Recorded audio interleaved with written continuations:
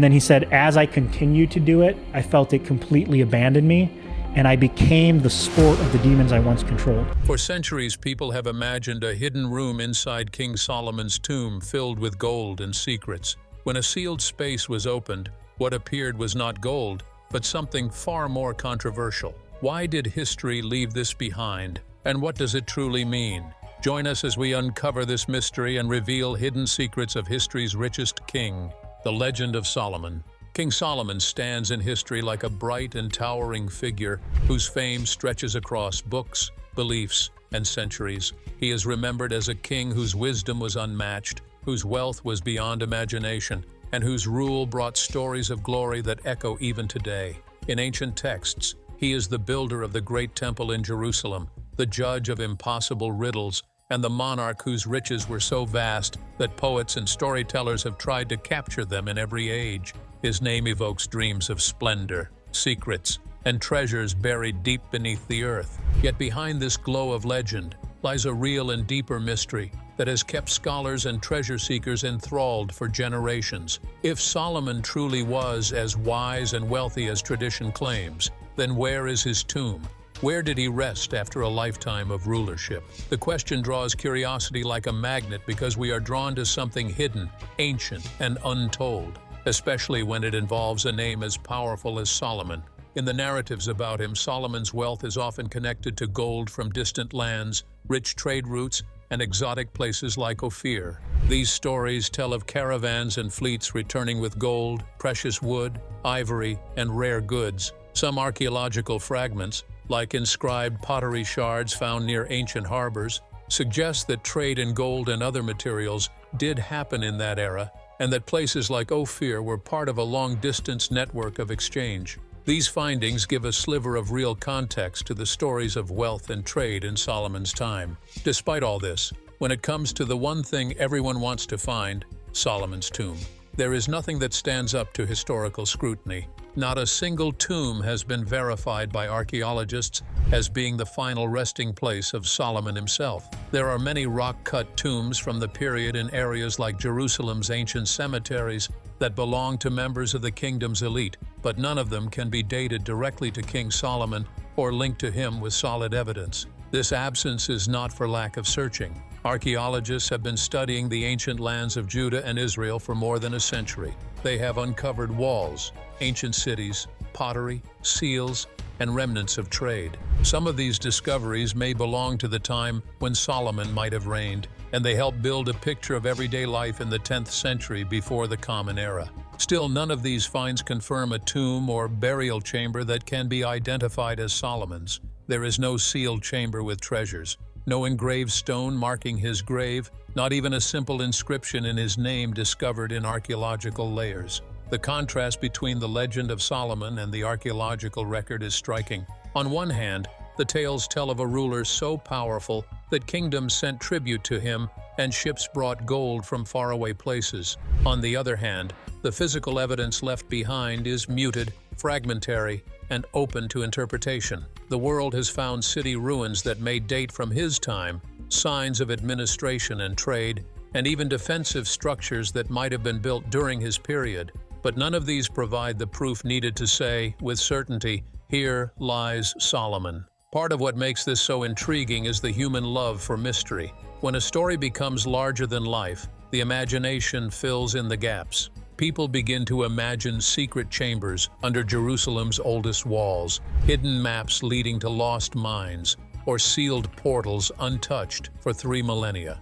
These ideas spread swiftly because humans are drawn to secrets, especially when mixed with history and possibility. So the central tension remains. If Solomon was as wise and wealthy as ancient texts describe, why has his tomb resisted discovery? Is it because it lies somewhere undiscovered, hidden by time? Or is it because it never existed in the way people imagine? The search for this tomb is not just about gold or relics. It is about meaning, memory, and the whisper of history that still calls to us through the ages. If Solomon was as wealthy and wise as the Bible proclaims, where is his tomb, and why has it not been discovered for millennia? Archaeology in Jerusalem. Jerusalem is a city layered in history. Beneath its dusty paths and ancient walls lie centuries of human life, death, and memory. Today, archaeologists work hard to uncover these layers. They do this with careful digging, careful recording, and a deep respect for the fragile traces of the past. But archaeology here is not simple. It is shaped not only by rock and soil, but by politics, religion, and the living city above. Digging in Jerusalem means dealing with modern buildings, holy sites, and deep disagreements about history. Sometimes, scientists must stop because a site is sacred to one group or another. Other times, they must work around homes or busy streets. These constraints make each discovery as delicate as the fragments unearthed in the ground. One of the most intriguing places where archaeologists study ancient burial practices is the Silwan necropolis. This site lies on the slopes of the Kidron Valley, just outside the oldest part of Jerusalem. Here, rock-cut tombs stand silently in the limestone. These tombs are huge cuts of stone made long ago, not simple holes in the ground, but carefully shaped rooms carved into rock. This necropolis was used during the Iron Age, a time when the kingdom of Judah was strong, roughly between the 9th and 7th centuries before the Common Era. These burial places were meant for the elite, people of high status in the society that once ruled from Jerusalem's hills. Their tombs show we can learn about ancient burial customs and beliefs about life after death from the way they were built and used. In total, there are about 50 of these rock-cut tombs spread along the cliff face. Many feature straight or gabled ceilings, stone benches where bodies were laid to rest, and chambers that were meant for multiple burials over time. Some tombs are simple and quiet, while others are grand and complex, showing signs of careful craftsmanship that reflect the status of the people buried there. These tombs give archaeologists a picture of how important members of Judahite society chose to honor and remember their dead. Some of the better preserved tombs even had Hebrew inscriptions that connected them to ancient identities and roles. Even so, these tombs are not the resting place of King Solomon. They belong to officials and nobles, not the king himself. None of the burial sites found at Silwan or in nearby valleys have been confirmed as Solomon's tomb. They are examples of wider practices of burial in that era, shaped by cultural traditions of family burial caves and elite commemoration.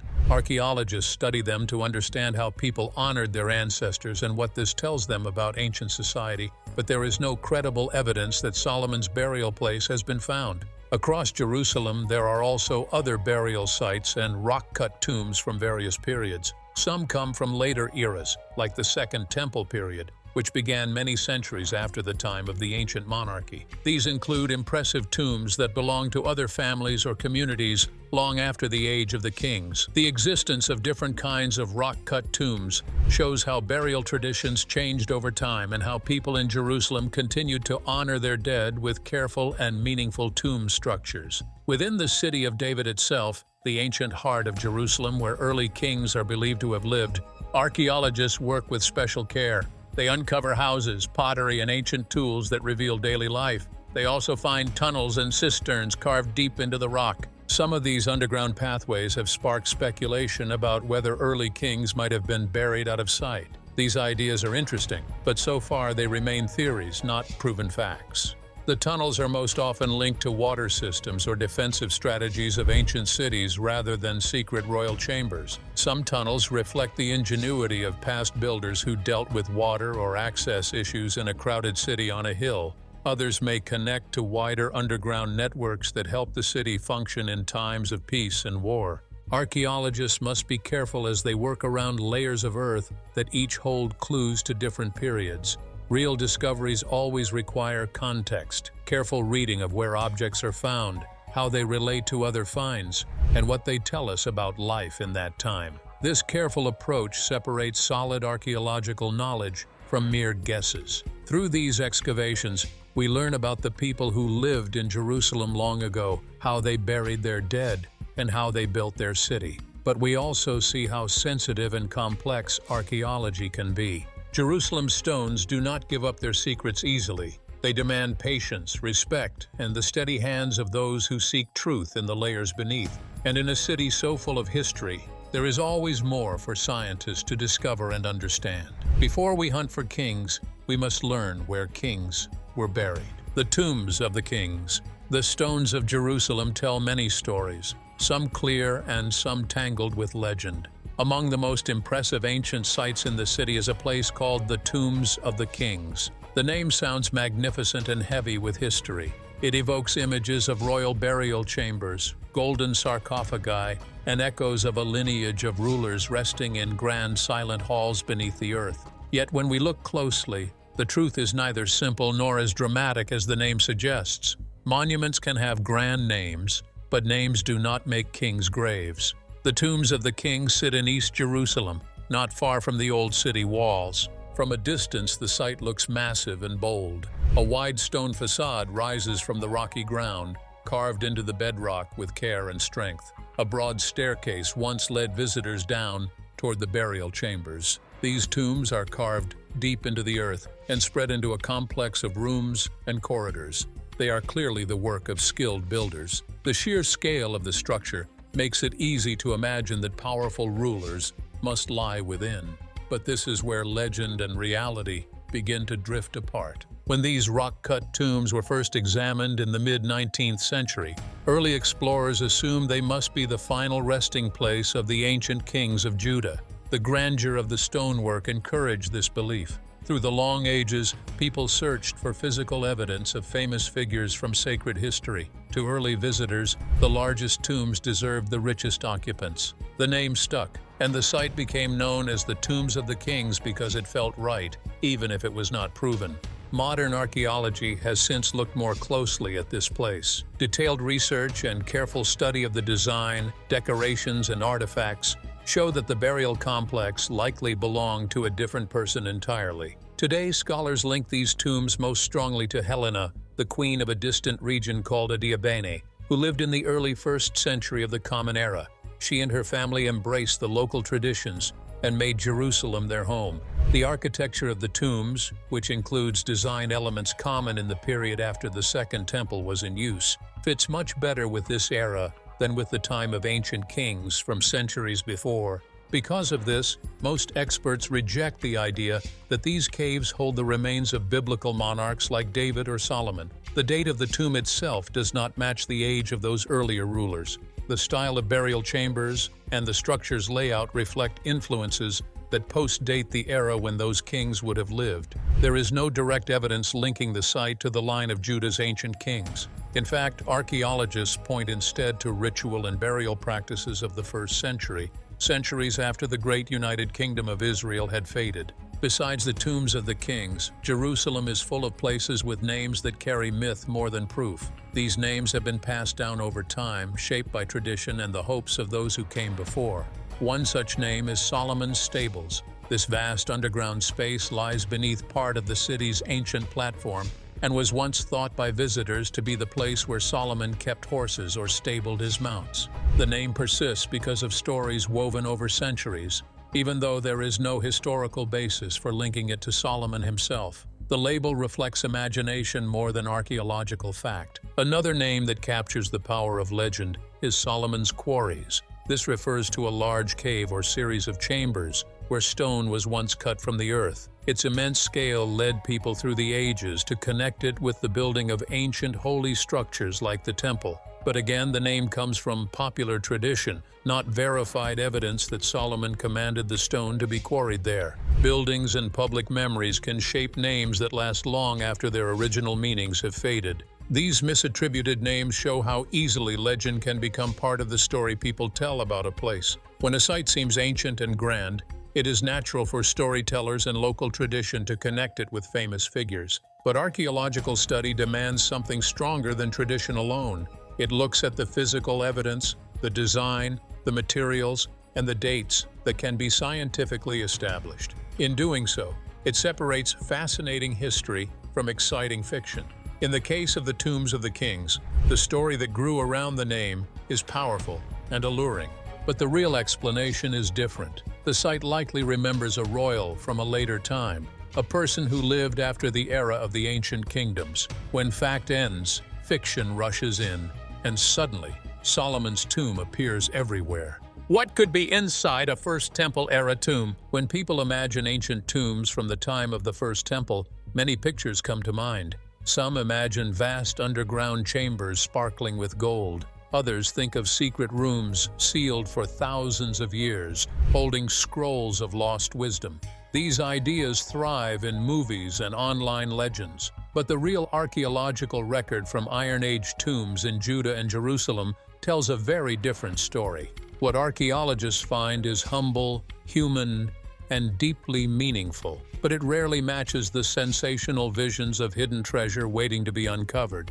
Long before elaborate burial traditions of later eras, people in the Iron Age buried their dead in ways that were both practical and symbolic. Many families used rock-cut tombs, spaces carved into limestone hills or valleys. These tombs were meant to serve entire families over generations and were not built for single rulers or kings unless there was strong evidence to support that. Under the bright sun and dry earth of the region, these tombs preserved bone remains, simple pottery, shards of everyday life, and sometimes stone boxes called ossuaries that held the bones after the flesh decayed.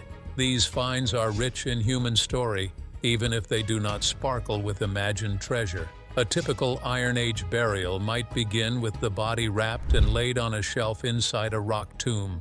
After the flesh decomposed, a process that could take many months, relatives would collect the cleaned bones and place them in a small stone box. These ossuaries were often made of limestone, rough or smooth, plain or decorated with simple carved lines. Sometimes they bore inscriptions to identify the person they contained, but often they did not. These boxes could hold the remains of adults, children, and sometimes multiple family members over time. The practice of secondary burial in ossuaries became more common in later periods, but the principle of returning to honor and respectfully care for the dead is consistent with ancient Jewish customs. One of the most well-known burial discoveries near Jerusalem is the Talpiot tomb, uncovered by accident during construction work in a modern neighborhood. Archaeologists found a rock-cut family tomb typical of usage around the turn of the Common Era. Inside were 10 limestone ossuaries, 6 of which showed names inscribed in ancient languages. These names were common in that era, and the inscriptions were not unusual for family tombs of that period. The remains and pottery found inside reflected family burials, not royal chambers. The finds were recorded by specialists and sent to museum stores for analysis, and the tomb itself became part of the broader picture of burial practices in ancient Judea rather than proof of a singular, grand discovery. What makes tombs like Talpiot fascinating to archaeologists is not hidden wealth, but the ordinary details of life and death. These burial caves help scientists understand how families cared for their dead, how names were used, and how cultural practices shifted through time. For example, ossuaries often came with simple personal touches, lid shapes that varied slightly, modest decorations, and inscriptions that connected loved ones across generations. These humble items speak to the rhythms of everyday life and death in ancient societies far more accurately than tales of secret rooms full of scrolls or gold. Elsewhere in the Jerusalem area, archaeologists have excavated many similar tombs, each with pottery pieces, simple lamps, and bone remains that tell of ordinary lives. In some burial caves, broken oil lamps and juglets used long ago are among the most important clues researchers use to date the site and understand how people lived around it. These artifacts help create a timeline and connect the site to broader cultural practices. While they may lack the glamour of fictional treasure, these items are precious in their way because they reveal real ancient human experience.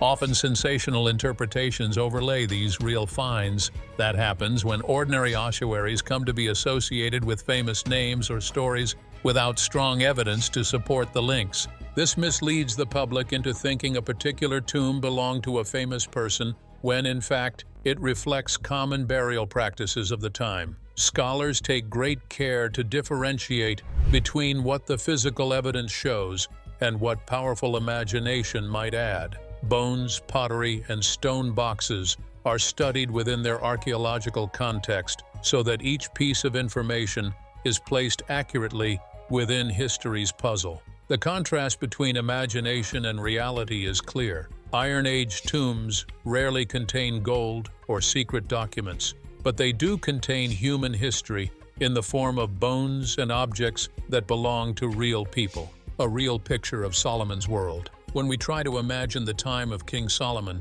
our minds drift to visions of a great empire, shining palaces, and cities bustling with power and wealth. Yet the archaeological remains we have from that period paint a much quieter scene. What stands out most clearly in the material record from the time traditionally assigned to Solomon's rule is that Canaanite cultural patterns continued into the Iron Age without dramatic interruption, and there are no confirmed palace complexes, monumental capitals, or the dazzling material signs of a great empire that one might expect from a realm described in dramatic ancient texts. This means there is a distinct absence of physical traces of an enormous centralized state as described in later stories. And this is not surprising given the repeated destruction and rebuilding that the region experienced over centuries, especially after devastating invasions by empires such as the Babylonians. The evidence we do have from the 10th century and surrounding centuries comes largely from the everyday world of villages, small towns, and regional centers where pottery, city walls, homes, and forts show cultural continuity rather than abrupt transformation. Archaeologists have not uncovered layers of magnificent imperial structures at Jerusalem or its surroundings that can be confidently linked to Solomon's reign. This absence of dramatic architecture fits with the evidence that the area saw repeated cycles of occupation, destruction, and rebuilding, which tend to erase or muddle older artistic and structural traces. Still, the picture is not entirely blank. In two discoveries far from the biblical capital, researchers have found material that may reflect political activity or long-distance economic exchange in the broader Iron Age world. At a site called Khirbet Sumaili, located east of Gaza, a team led by an expert in anthropology uncovered 6 clay bullae, or seal impressions, in a context that dates to what archaeologists call Iron Age 2A, a time span roughly equivalent to the 10th century BCE. These sealings are believed to reflect official correspondence or administrative activity linked to a political entity in that era. Because they appear in a context of elite or governmental activity, some scholars see them as indirect support for the existence of organized polities like those described in ancient texts from the Levant, though they do not directly prove the existence of Solomon's kingdom itself. Another line of evidence comes from studies focusing not on grand structures but on trade goods, especially ancient silver hoards found across sites in the Levant and Phoenicia. Researchers have analyzed collections of silver cuts, ingots, and fragments known as hack silver that show up in numerous hoards in places such as Akko, Dor, Ein Hofez, and Tel Kaysan. Lead isotope studies suggest that much of this silver originated from Western Mediterranean sources, possibly Sardinia or the Iberian Peninsula, and was circulating long before regional coinage was invented. This distribution of silver aligns with the idea, preserved in ancient texts, that Western metals were part of the trade networks reaching into the Levant during the Iron Age. While these hoards do not belong directly to Solomon, they do show that precious metals were moving across great distances, and that the Levant was a hub in that wider economic world. These findings, old clay seals indicating administrative activity and widespread silver moving through long-distance trade networks, hint that the 10th century was not a world without complexity. There were organized elites, trade connections that spanned seas, and economic interactions that went far beyond simple village life. Yet they also show that the archaeological record remains far less dramatic than the grand stories of empire and gold. Another factor shaping what we find, or do not find, is the political and religious complexity of modern Jerusalem. One of the places most closely associated in tradition with Solomon's temple or royal architecture is the Temple Mount. Extensive excavation in the surrounding city has uncovered fragments of history from many periods, but the area directly under the Temple Mount has seen virtually no deep archaeological digs due to long-standing restrictions and sensitivities. This means that if there were monumental remains beneath those sacred stones, we might simply not yet have the chance to examine them scientifically. So, the archaeological evidence that might date to the time associated with Solomon reveals some intriguing hints of political organization and economic exchange, but it lacks any clear signs of grand palaces or imperial treasures. What we can see is a world in flux, shaped by long-distance trade and shifting local powers, where silver flowed and government activity left subtle traces in clay ceilings. This is not the splendid empire of elaborate story, but a lived world rich with connections and human effort. A world that invites us to imagine not a mythic kingdom, but a real, complex society in motion. Just because it is not Solomon's gold doesn't mean the tomb is empty of wonder. The wisdom of the tomb. The quiet halls of ancient tombs whisper stories that go far beyond the lives of the people buried within them.